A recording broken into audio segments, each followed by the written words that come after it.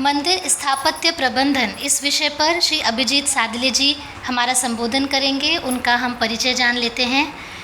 श्री अभिजीत सादले जी पुरातन भारतीय स्थापत्य के विशेषज्ञ हैं। आपने गोमंतक अर्थात गोवा, महाराष्ट्र, कर्नाटक और तेलंगाना में मंदिर स्थापत्य तथा उनका संवर्धन, पुनरुज्जीवन का विशेष कार्य किया है। आपने मंदिर स्थापत्य और मूर्ति शास्त्र परंपरा में स्वयं की कुशलता और ज्ञान संचय के माध्यम से विविध वास्तु, आठ शैल पाषाण आकृति तथा लकड़ी दारूज पद्धति के मंदिर बनाए हैं। आक्रांताओं ने ध्वस्त किए अनेक वास्तु परंपरा को आपने पुनरुज्जीवित किया है। प्राचीन ज्ञान और मॉडर्न इंफ्रास्ट्रक्चर का संयोग करके आपने गोमंतक में अर्थात यहाँ गोवा में श्री महालसा क्षेत्र, महाराष्ट्र में श्री शनि शिंगणापुर क्षेत्र और तेलंगाना में नियोजित 3800 एकड़ क्षेत्र पर ओम भारत प्रकल्प या क्षेत्र विकास का उन्होंने कार्य किया है। अभिजीत जी से मैं विनती करती हूँ हमारा संबोधन करें।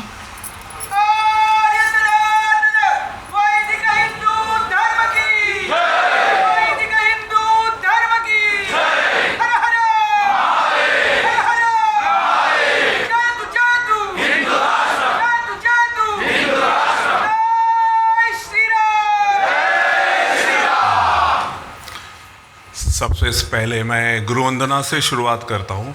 ओम नमः प्रणवार्थाय शुद्ध ज्ञानेक मूर्तये निर्मलाय प्रशांताय दक्षिणामूर्तये नमः।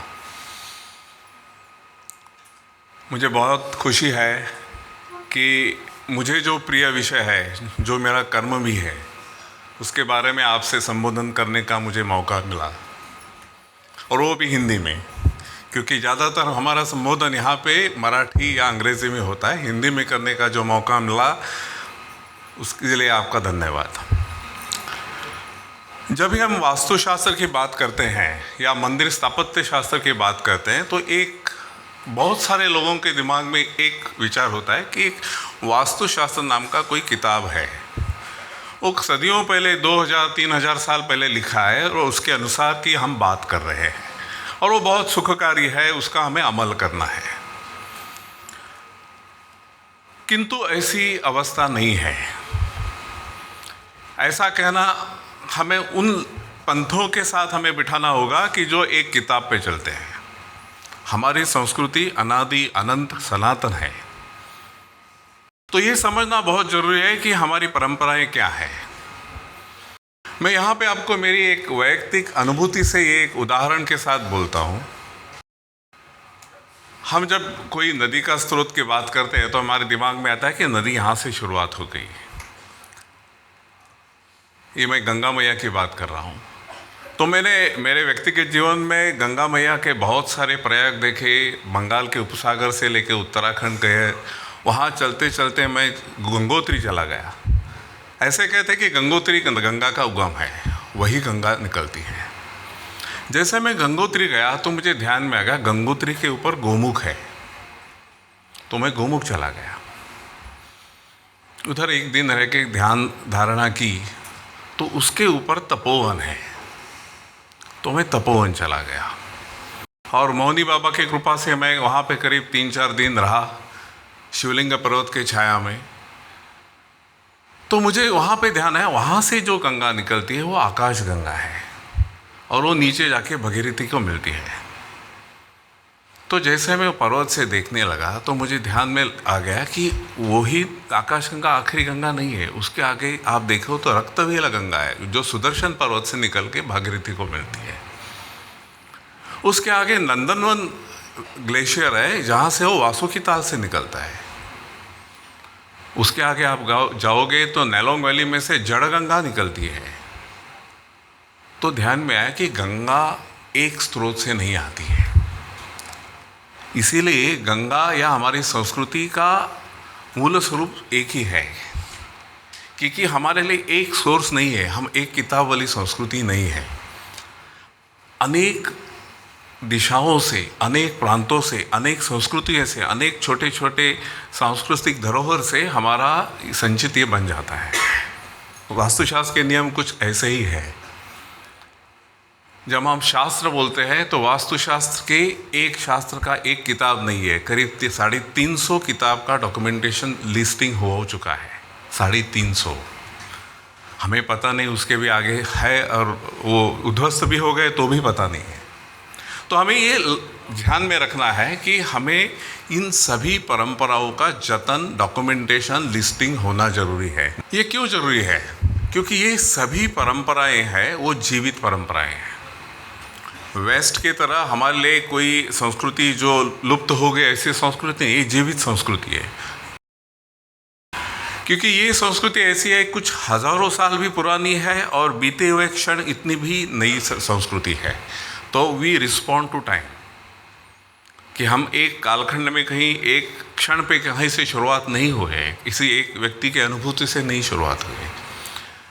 तो हम जब मंदिर संस्कृति की बात करते हैं तो उसमें गर्भ और गर्भ से निगड़ी जो उपचार है, अगर वो आप समझ ले तो आपको समझ में आता है कि वो पूरा जीवन का दर्शन गढ़ाते हैं।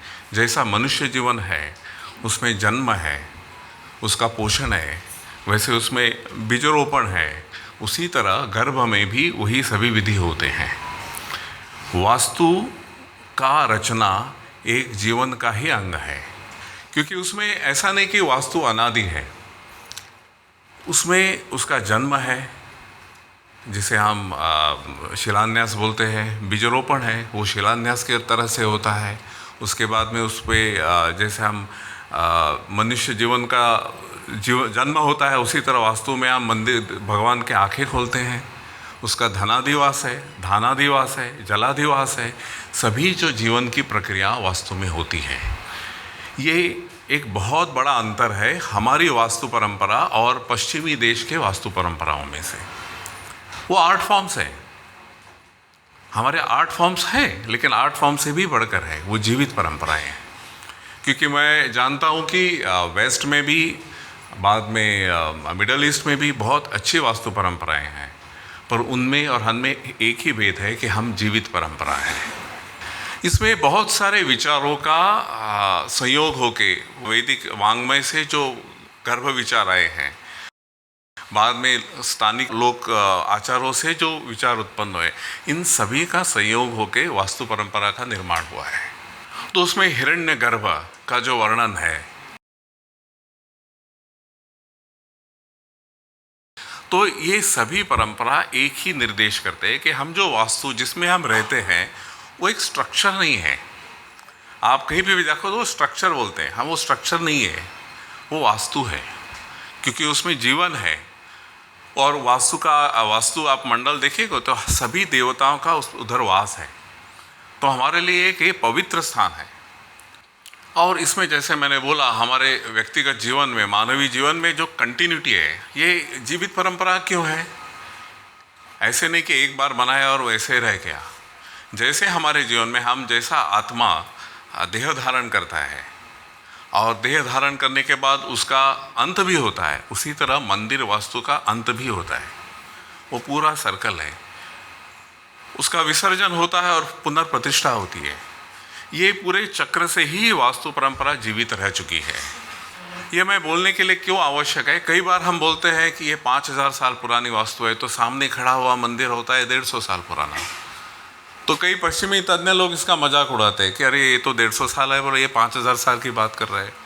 तो हमारी कालगणना में और उनकी कालगणना में थोड़ा फ़र्क है, अप्रोच में फ़र्क है।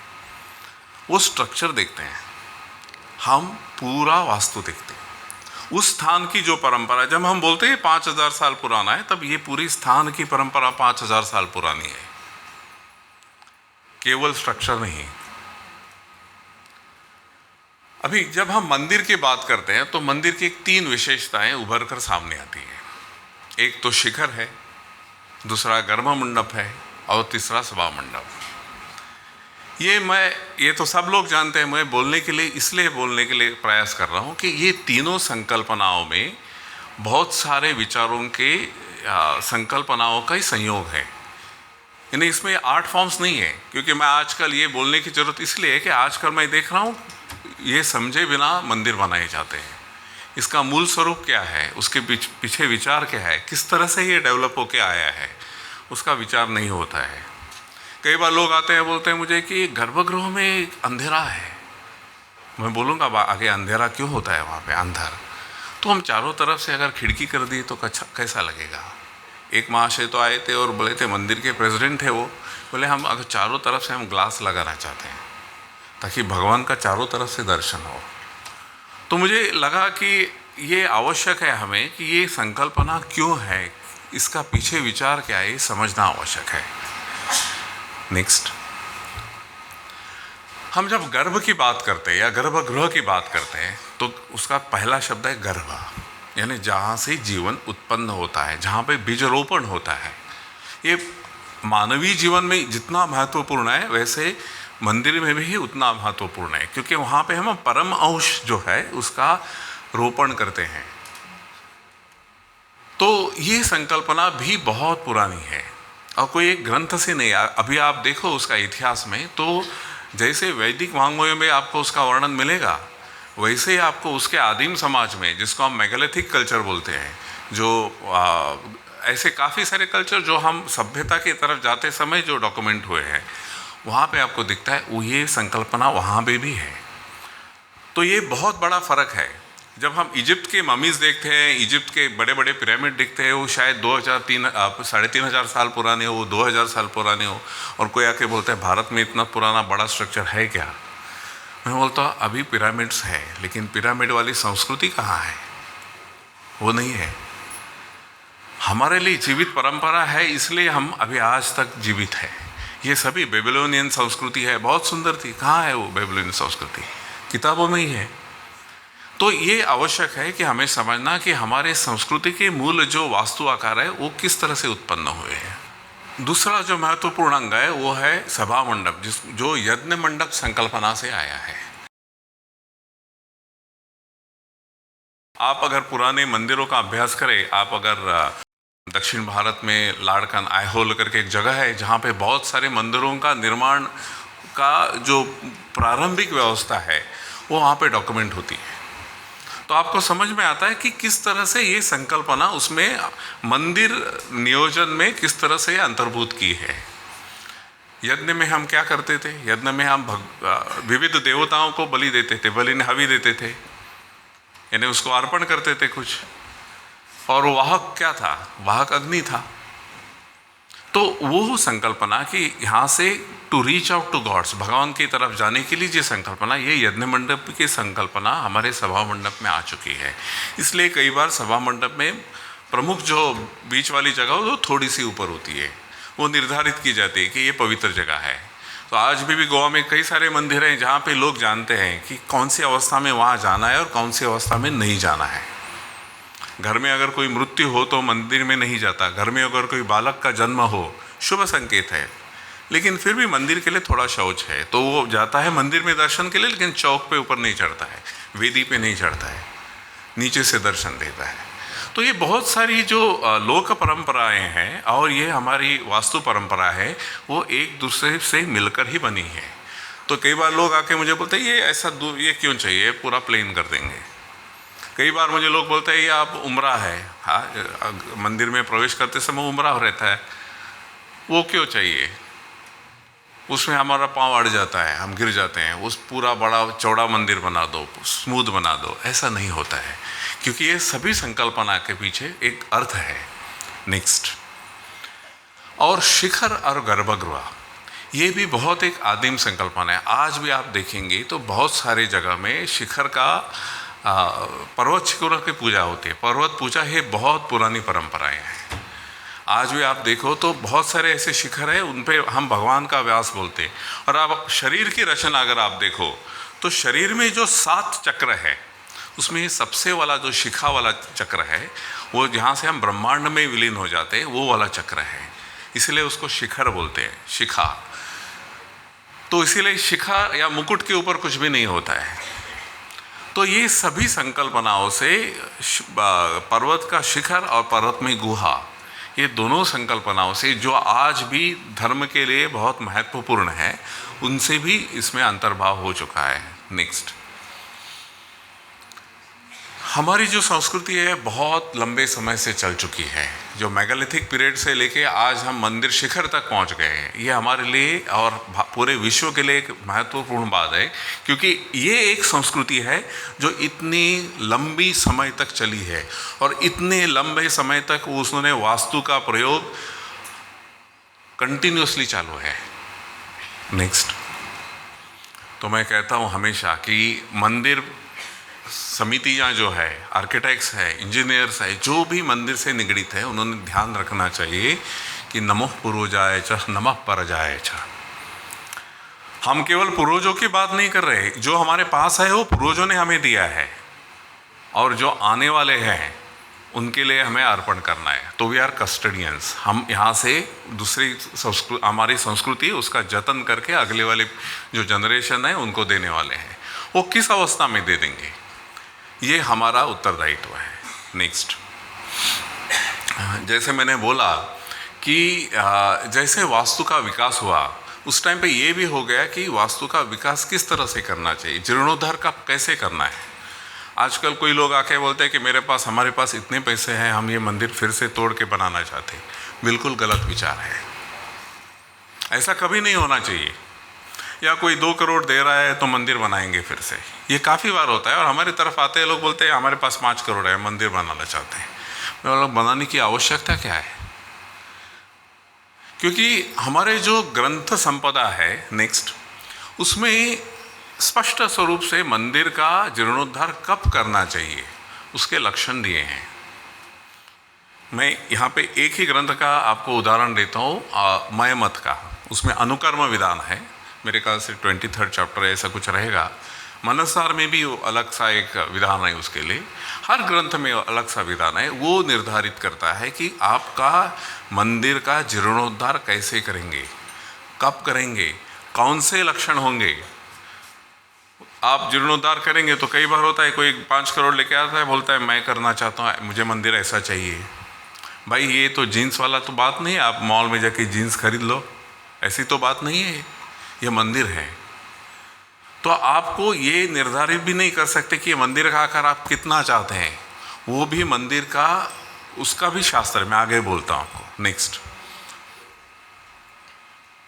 तो मंदिर का अगर ये करते समय हमें ये भी ध्यान रखना चाहिए कि मंदिर में कुछ ऐसे अवशेष रहते हैं वो बहुत पुरातन रहते हैं और उसका होना हमारे लिए बहुत ज़रूरी है। तो उसका भी जतन, संवर्धन योग्य तरीके से होना चाहिए। मैं यहाँ पे एक लकड़ी का मंदिर का कैसे किया था वो लिखा था। एक महत्वपूर्ण बात, ये सब करते समय कई बार लोगों के दिमाग से छूट जाता है कि मंदिर किस लिए है। तो लोगों को बोलते हैं कि टेम्पल, प्रेयर हॉल। मंदिर के बारे में भी बहुत अच्छी तरह से इन्होंने, मेरे पहले जो आए थे उन्होंने बहुत अच्छी तरह बोला, क्योंकि मंदिर क्या है इसके ऊपर मैं और मेरी धर्मपत्नी रश्मि, हम लोगों ने कल्चरल इकोलॉजी ऑफ हिंदू क्षेत्र, हिंदू संस्कृति में जो निसर्ग और संस्कृति का जो संयोग है उसके बारे में काफ़ी अच्छा लेखन किया है। तो मंदिर एक उपासना का केंद्र है जहाँ पे हम पूजा अर्चा होती है, पाठ होती है भगवान की, या लोकोच्चार से पूजा होती है या मंत्रोच्चार से पूजा होती है। मंदिर सामाजिक उत्सव का केंद्र है जहाँ पे पूरा समाज एक साथ होता है। मंदिर, वैसे मैंने बोला कल्चरल इकोलॉजी, जहाँ से नैसर्गिक संपदा जो है उसका किस तरह से बंटवारा हो जाए, किस तरह से अलग अलग समुदाय को दिया जाए, उसका भी निर्धारण होता है। उसके भी कई सारे एग्जाम्पल्स मैंने डॉक्यूमेंट कर चुके हैं, क्योंकि ये नहीं तो काल के अतीत में ही लुप्त होने वाला है। नेक्स्ट, इसके बजाय और एक महत्वपूर्ण बात है जो हर साधक को जानना आवश्यक है। मंदिर एक योग का या अध्यात्म का भी केंद्र है, केवल उपचारों का, उत्सव का नहीं है। ये हमें ध्यान में रखना है। इसीलिए मंदिर का जो आकार, उसमें जो प्रकाश योजना है और मंदिर में जाने का जो प्रवास है, यहाँ से आप सामने से मंदिर में जाते हो, छोटे छोटे दरवाजे, हर बार एक उम्रा निकाल के अंदर जाते हो, वो अंदर, खुद अंदर जाने का प्रवास है। यानी जब भी एक साधक भगवान की तरफ जाता है, जो वास्तविक रूप में प्रवास करता है, वही प्रवास उसके अंदर होना जरूरी है। इसीलिए आप अंदर जाते हैं तो थोड़ी धीरे धीरे प्रकाश योजना कम होती जाती है, और जैसे आप अंदर जाते हैं तो जगह छोटी होती है। और आप भगवान के सामने, मूर्ति विग्रह के सामने जब खड़े होते हैं तो वहाँ पे पूरा अंधेरा होता है, क्योंकि वहाँ बाहर की प्रकाश से आपको भगवान का दर्शन नहीं होगा, वो प्रकाश अंदर से चाहिए। इसीलिए वहाँ पे केवल ज्योत से प्रकाश का दर्शन होता है, जिसे हम ज्ञान ज्योत बोलते हैं। तो इसलिए ये आवश्यक है। आजकल क्या हुआ है कि इलेक्ट्रिसिटी ने पूरा ध्वस्त कर दिया है मॉडर्न सिस्टम में। हमारे भी काफ़ी प्रोजेक्ट्स में लगे हैं, लोगों का प्रेशर रहता है करो करके, लेकिन ये जानना आवश्यक है कि इलेक्ट्रिसिटी ने हमारे ये पूरी प्रकाश योजना, ये पूरी अवस्था को ध्वस्त किया है। आप थोड़ा विचार कीजिए, 200-300 साल पहले जब इलेक्ट्रिसिटी नहीं थी तो किस तरह से प्रकाश योजना थी। मैं काफ़ी सारे मंदिर में ऐसे जा चुका हूँ और वो दर्शन भी कर चुका हूँ। ऐसा जरूरी नहीं कि पूरे समय में आपको भगवान लाइट में झकझकाते दिखे। और इसमें गवर्नमेंट का इन्वॉल्वमेंट ने तो और ध्वस्त किया है। वो जीटीडीसी आती है, 5 करोड़, 2 करोड़, 10 करोड़ देखे के इल्यूमिनेशन करते हैं, उनका कमीशन हो जाता है। मंदिर समिति को लगता है हाँ बहुत सारे लाइट लगा दिए। मंदिर is not a decorated monument, वो टूरिस्ट साइट नहीं है। वो कितना अच्छा लाइट में देखने के लिए। मंदिर ये आत्मा अनुभूति का केंद्र है। तो कैसे पा सकते हैं? तो ये पूरा एक्सपीरियंस है। नेक्स्ट, तो आपका, मैं बोलता हूँ पैटर्निंग द कॉन्शियसनेस, ये एक शब्द है योग में लिखा हुआ है, पतंजलि योग शास्त्र में। तो आपका जो अंदरूनी जो ये है वो किस तरह से आपको वो एक्सपीरियंस कर सकते हैं, ये इसलिए किया गया है। इसलिए ये पूरा वास्तु आकार, प्रकाश योजना सभी उसी निर्धार से बनता है। नेक्स्ट, इसके बारे में मैं ज़्यादा नहीं बोलना चाहता हूँ, क्योंकि ये इसके बारे में मैंने पूरा एक लेक्चर दिया था कि हठयोग प्रदीपिका के आधार पे कि मंदिर का वास्तु आकार और हठयोग प्रदीपिका, इन दोनों में क्या समानता है। नेक्स्ट, इसके बजाय और भी एक आपको ध्यान में रखना चाहिए कि मंदिर एक यंत्र भी है, केवल आत्मा अनुभूति का केंद्र नहीं है। तो मंदिर यंत्र है, वो पूरा उसका निर्धारण उस यंत्र पे आधारित किया है। वो वास्तुमंडल हम उसका पहला आधार बोलते हैं, उस वास्तुमंडल से वास्तु पुरुष से पे किया है। यहाँ पे 7 चक्रों का, एनर्जी सेंटर्स का, सभी का संयोग है। तो पिलर्स कहाँ रखेंगे, मर्म कहाँ है, महामर्म कहाँ है, शल्य कहाँ है, इन सभी का विचार होता है। क्योंकि आखिर मंदिर क्यों बनाते हैं? मैं कई बार बोलता हूँ कि अगर कोई सन्यासी हो तो उसके लिए तो मंदिर की जरूरत नहीं है। मैं किसी ने पूछा कि ये वास्तु बोलते हैं, ये क्यों जो आवश्यक है? भगवान को वास्तु की जरूरत है क्या? एक ऐसे क्रिटिकल थिंकिंग वाले आदमी थे, उन्होंने पूछा ये भगवान डरता है क्या वास्तु से? मैंने बोला भगवान को जरूरत नहीं, सन्यासी को भी जरूरत नहीं है। आप वास्तविक में आप गृहस्थ हो तो आपको जरूरत है, आपको सुख चाहिए। आप भगवान के पास जाके ये नहीं मांगते कि मुझे निर्वाण दो, आप ये नहीं मांगते कि मुझे साक्षात्कार दो। सच बात बोलता हूँ, आप भगवान के पास क्यों जाते हैं? आपको आप वैवाहिक समस्या रहती है, कौटुंबिक समस्या रहती है, प्रापंचिक समस्या रहती है। भगवान के पास आप मांगते हैं, बेटे के लिए मांगते हैं, बेटी के लिए मांगते हैं, खुद के लिए मांगते हैं, समुदाय के लिए मांगते हैं। तो ये एक यंत्र भी है जो सभी को लाभ देगा, इसीलिए उसकी आवश्यकता है। सन्यासी तो कहाँ, सन्यासी तो पेड़ के नीचे बैठ के भी ज्ञान की प्राप्ति करता है।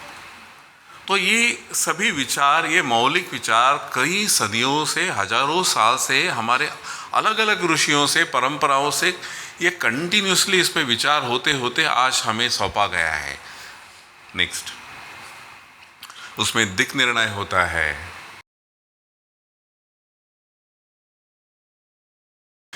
तो उसमें योनि होती है, योनि प्रकार होता है, उसमें ध्वज योनि होती है, सिंह योनि होती है, गज योनि होती है, अश्व योनि होती है।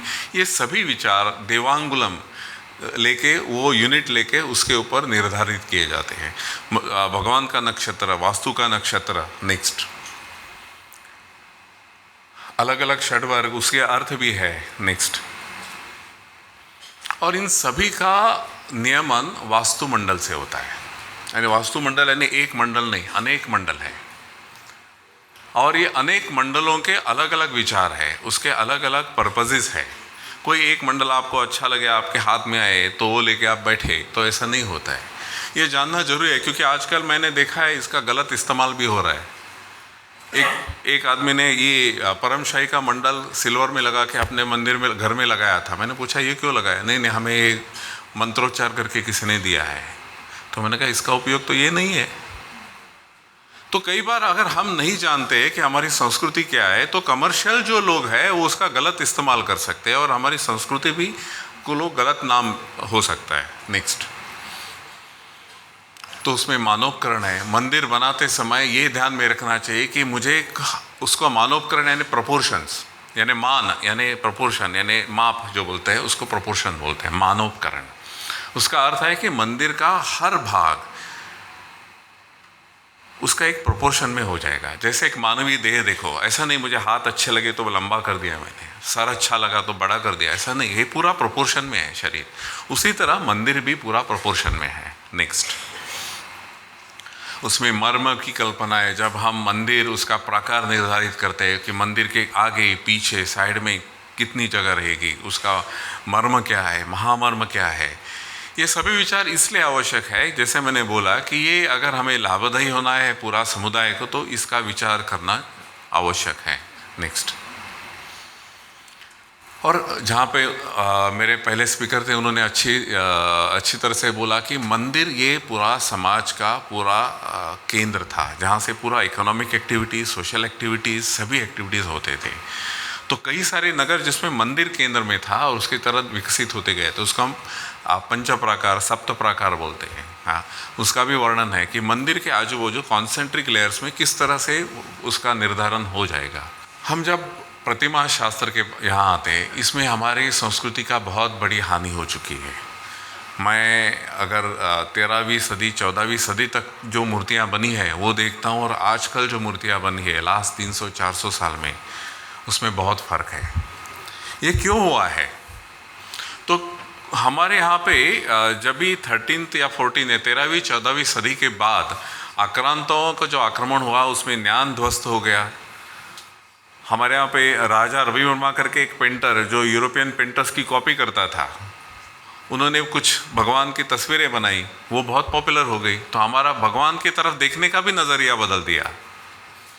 राजा रवि वर्मा को बहुत अच्छी तरह लोग जानते हैं।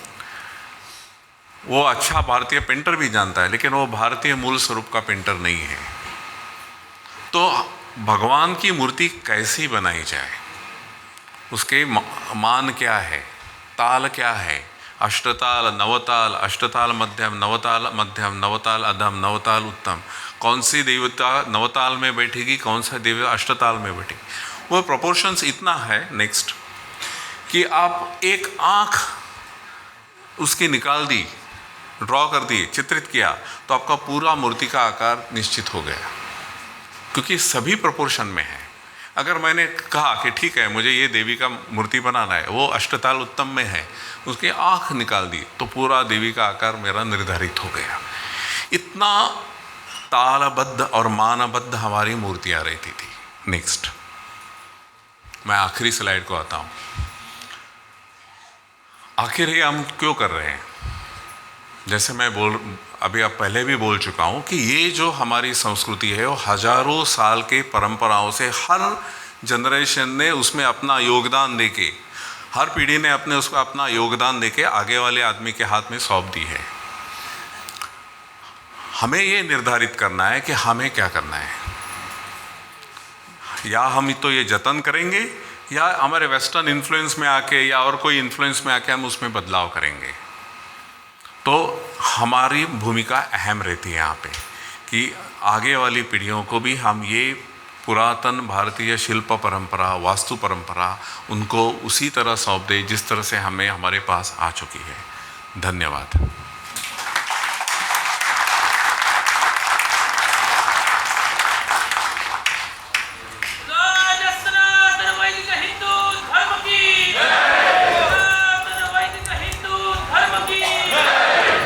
नमस्कार। मंदिर हम सभी के श्रद्धा के केंद्र है।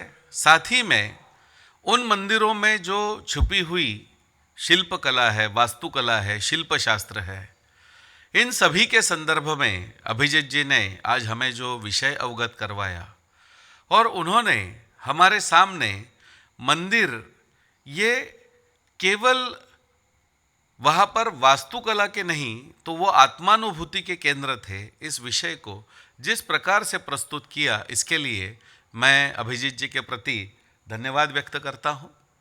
और साथ ही में उन मंदिरों से हमारा धर्म कोई पिछड़ा धर्म नहीं था, तो हमारे यहाँ पर इतने विशाल, इतने सुंदर और कारीगरी से भरपूर जो मंदिर बनाए गए, उन सभी वास्तुकला के दृष्टिकोण से भी हम सभी ने अध्ययन करना चाहिए और हमारे धर्म का गर्व अनुभव करना चाहिए, ऐसे मुझे लगता है। इसलिए मैं पुनः एक बार सहृदयता से अभिजीत जी के प्रति कृतज्ञता व्यक्त करता हूँ। धन्यवाद।